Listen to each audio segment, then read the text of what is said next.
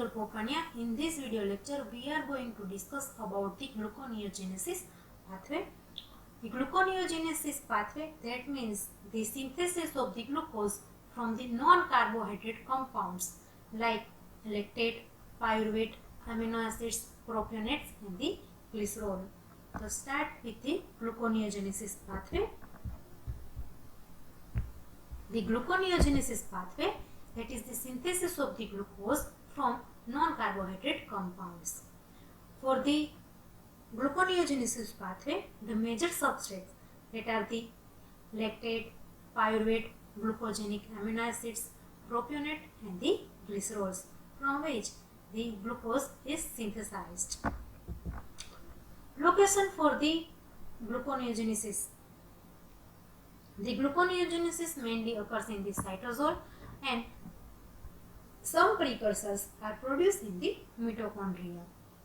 So both in the cytosol as well as the mitochondria.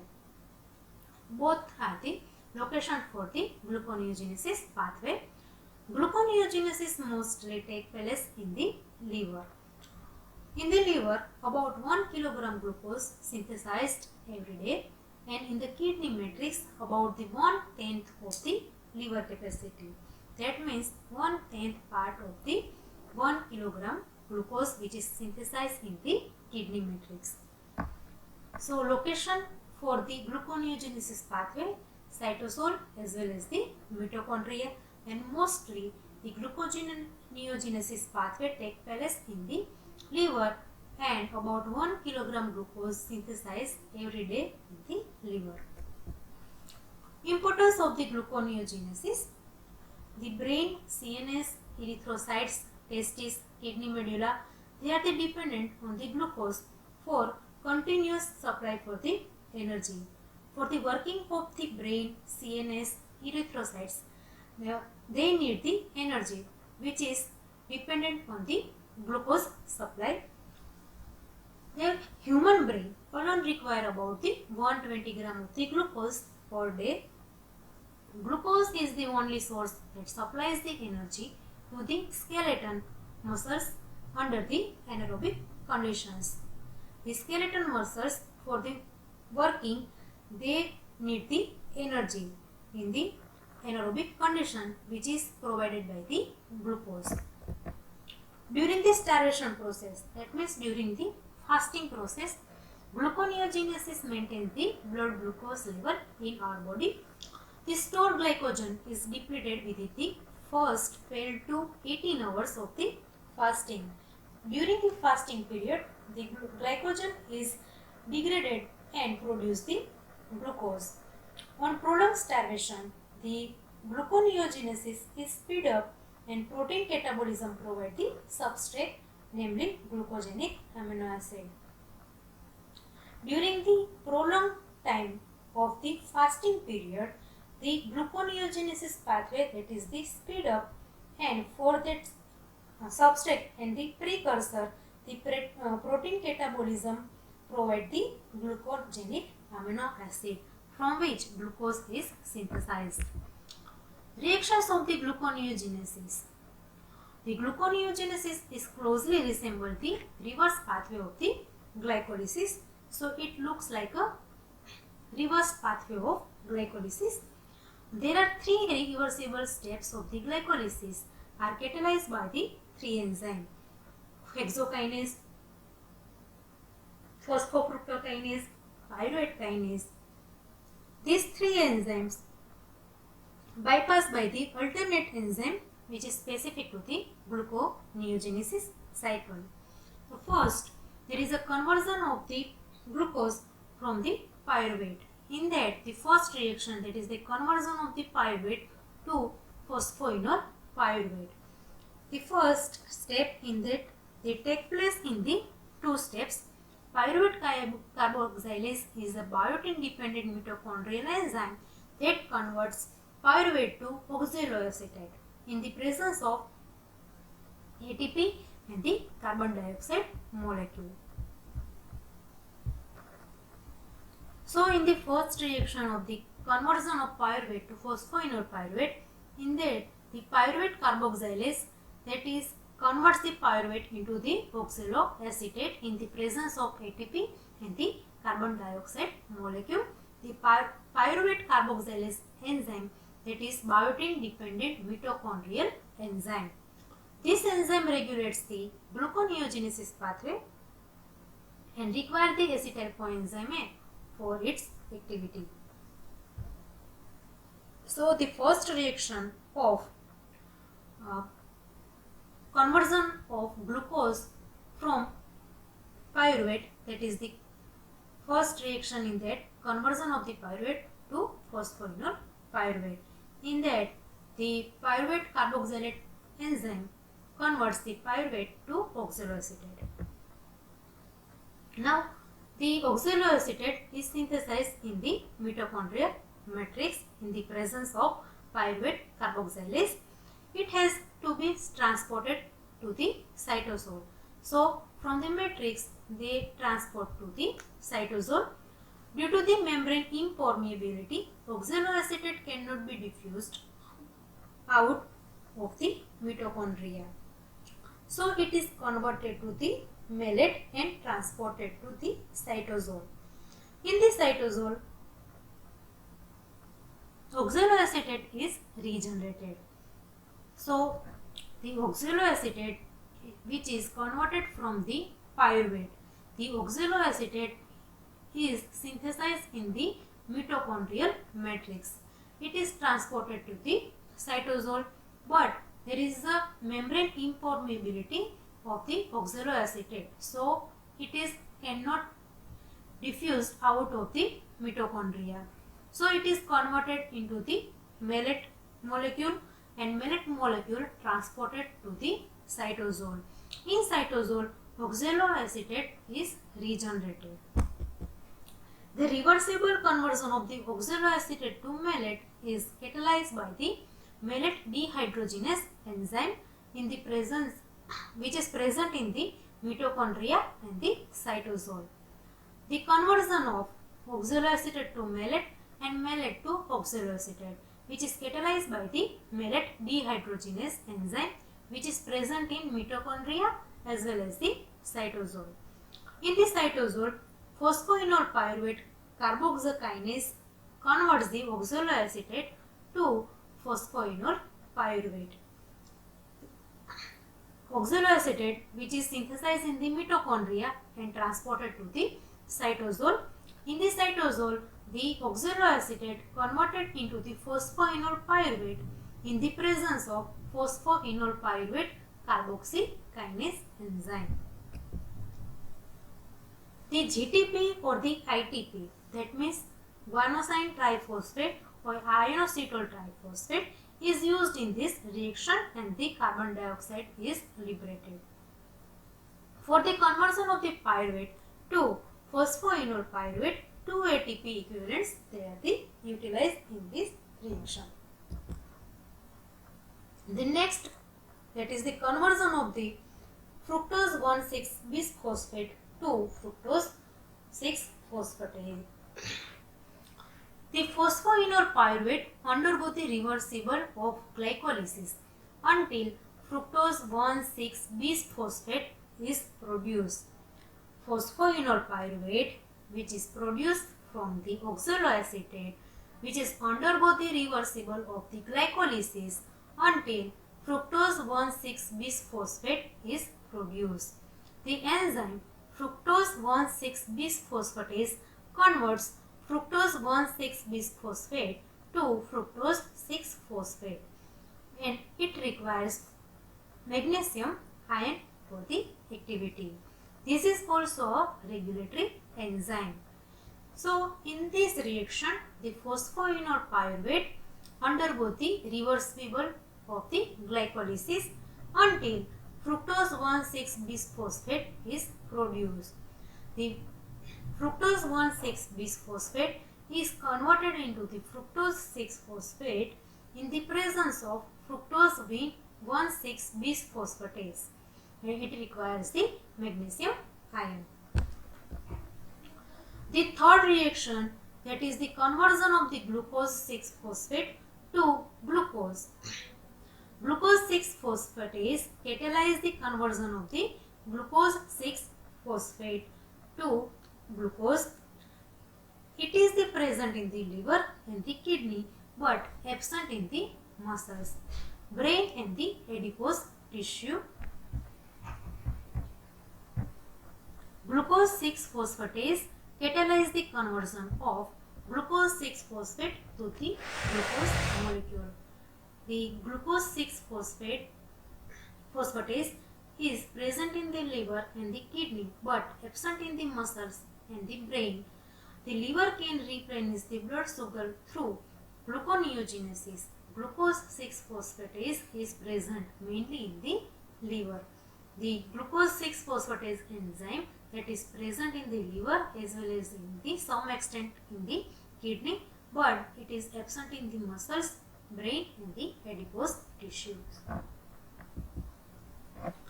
This is the pathway where the pyruvate converted to the glucose.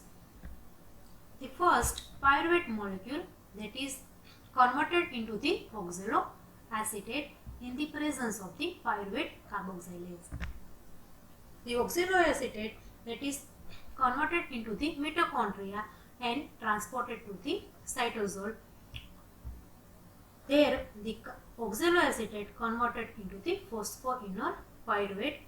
Two molecules of the GTP or the ITP, they are utilized during this reaction.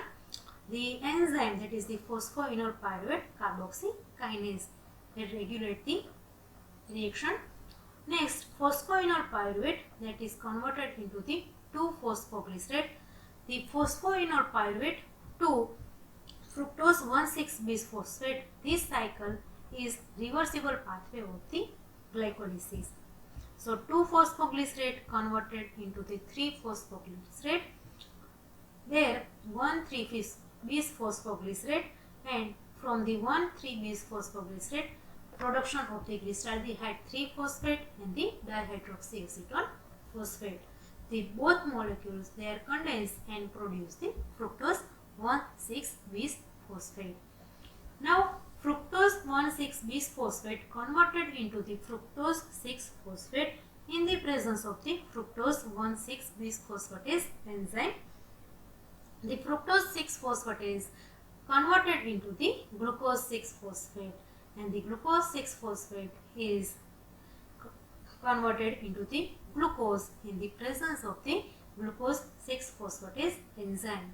So this is the gluconeogenesis pathway where the pyruvate is converted into the glucose. Pyruvate, that is the non-carbohydrate moiety, from that the glucose is produced. Next, gluconeogenesis from the amino acids. The carbon skeleton of the glucogenic amino acid result in the formation of the carbon skeleton of the glucogenic amino acid except leucine and the lysine, because they are the ketogenic amino acid, result in the formation of the pyruvate or the intermediate of the citric acid cycle, which result in the synthesis of the glucose. So the carbon skeleton of the glucogenic amino acid, they converted into the pyruvate or the intermediates of the citric acid cycle, and from that they result in the synthesis of the glucose molecule.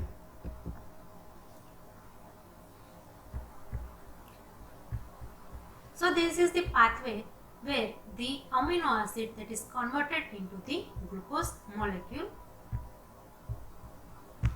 As we know, the gluconeogenesis, that means glucose formation, is take place in the liver, where the amino acid, there is alanine, that is the amino acid converted into the pyruvate molecule, and from the pyruvate the converted into the glucose molecule. The glucose molecule that is circulated into the blood and provided to the muscles, where the glucose again converted into the pyruvate, and pyruvate that is produced the alanine, that is the amino acids. So this is the cycle where glucose converted into the amino acid and the amino acid that is converted into the glucose molecule. Next, gluconeogenesis from the glycerol. Glycerol is liberated in the adipose tissue by the hydrolysis of the fats, mostly triglycerols. The enzyme glycerokinase, which is mostly found in the liver as well as the kidney and absent in the adipose tissue, which activates the glycerol to glycerol 3 phosphate. It is converted to the dihydroxyacetone phosphate by glycerol 3 phosphate dehydrogenase enzyme. The DHAP is the intermediate in the glycolysis. The glycerol, which is liberated into the adipose tissue by the hydrolysis of the fat, mostly by the triacyl glycerols. For the hydrolysis, the enzyme, that is the glycerokinase. The glycerokinase enzyme mostly found in the liver as well as the kidney and absent in the adipose tissue.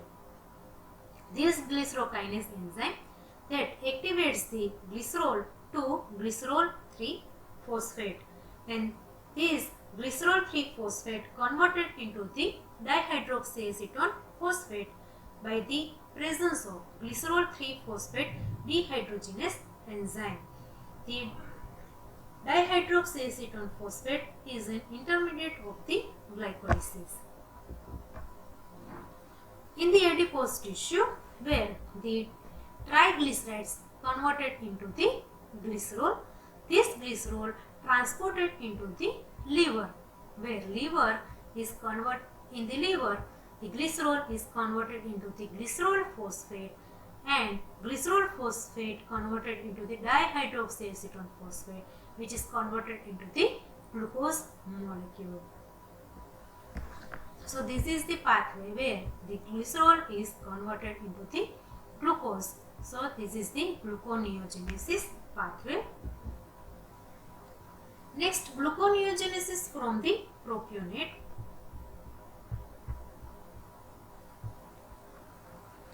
Oxidation of the odd chain fatty acids and the breakdown of the some amino acid yields a 3-carbon propionyl coenzyme A. The gluconeogenesis from propionate start with the oxidation of odd chain fatty acids as well as the breakdown of the some amino acids like methionine amino acid, isoleucine amino acid, which yields a 3-carbon moiety, that is the propionyl coenzyme A. Propionyl coenzyme A carboxylase acts on this in the presence of ATP and the biotin and converts to methyl malonyl coenzyme A. The propionyl coenzyme A carboxylase acts on this in the presence of the ATP and the biotin and converts into the methyl malonyl coenzyme A, which is converted to the succinyl coenzyme A in the presence of B12. Succinyl coenzyme A from the propionyl coenzyme A and enters into the gluconeogenesis pathway.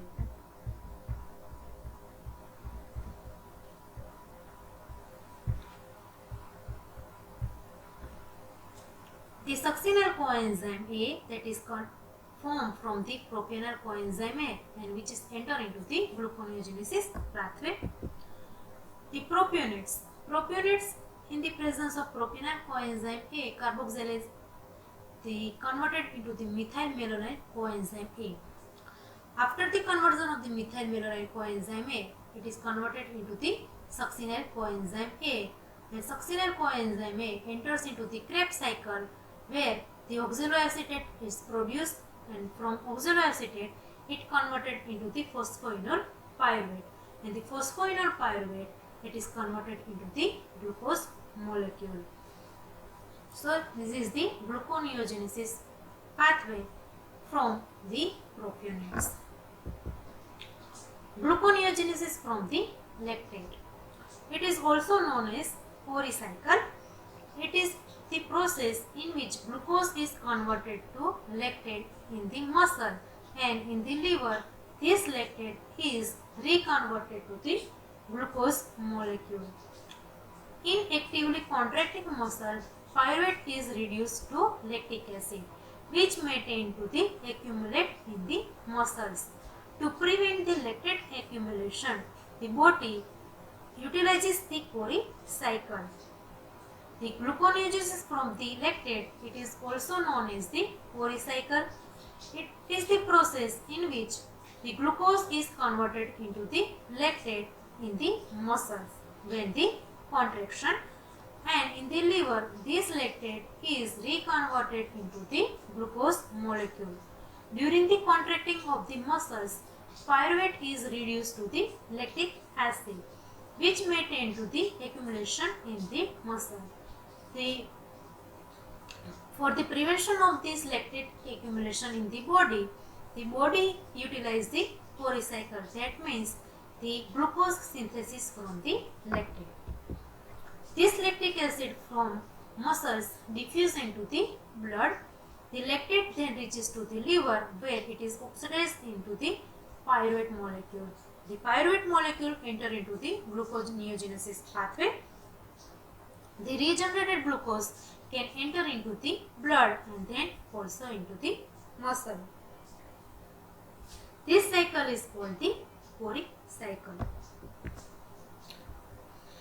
Here is the gluconeogenesis pathway from the lactate, where in the muscles glucose is converted into the pyruvate and the pyruvate converted into the lactate during the contraction of the muscles. This lactate reaches to the liver.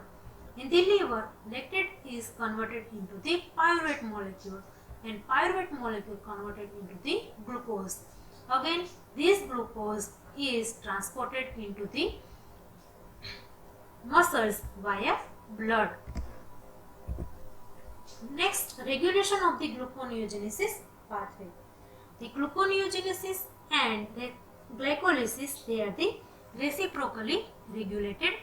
One pathway is relatively inactive when the other is active.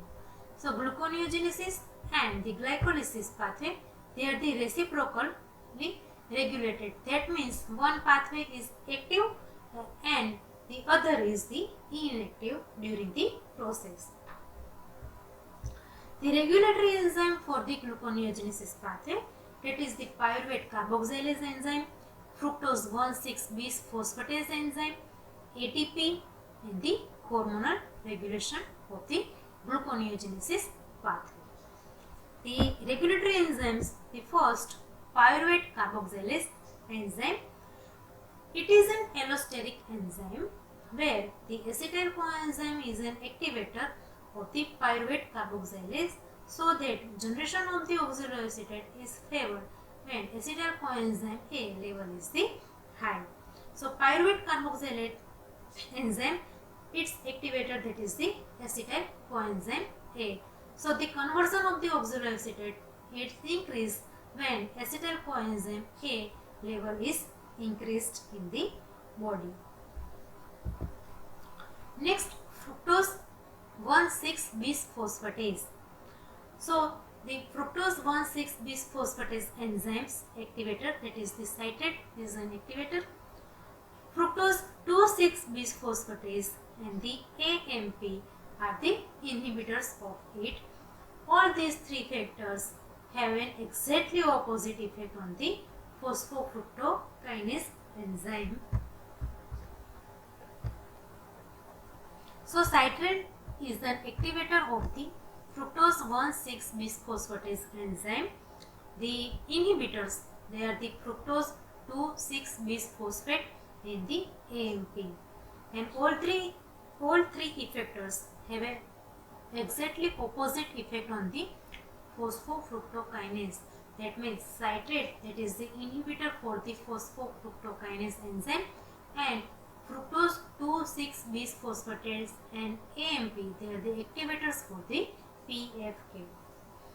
ATP, the ATP that enhanced by the increased level of the ATP. So gluconeogenesis is increased when the ATP level is high. Next, hormonal regulation of the gluconeogenesis pathway. The glucagon and the glucocorticoids increases the gluconeogenesis pathway. That means it stimulates the pathway. Glucocorticoids induce the synthesis of hepatic aminotransferase and provide the substrate for the gluconeogenesis. The glucocorticoids induce the synthesis of the hepatic aminotransferase enzyme and produce the substrate which is required for the gluconeogenesis pathway. So glucagon and the glucocorticoids hormone that increase the gluconeogenesis. The high glucagon and the insulin ratio favor the induction of the synthesis of the gluconeogenic enzyme. The glucagon and the insulin, its ratio that increases the synthesis of the gluconeogenic enzyme. The enzymes, that is the phosphoenol pyruvate carboxykinase, fructose 1,6-bis-phosphatase enzyme, glucose 6-phosphatase enzyme. The synthesis of the glycolytic enzyme, that is the hexokinase, phosphofructokinase and pyruvate kinase, they are the depressed. The high glucagon insulin ratio, the induction, that means increase the synthesis of the gluconeogenic enzyme and the decrease the synthesis of the glycolytic enzyme. So this is the overview of the gluconeogenesis pathway. The gluconeogenesis pathway in which the glucose is synthesized from the non-carbohydrate moiety. Thank you.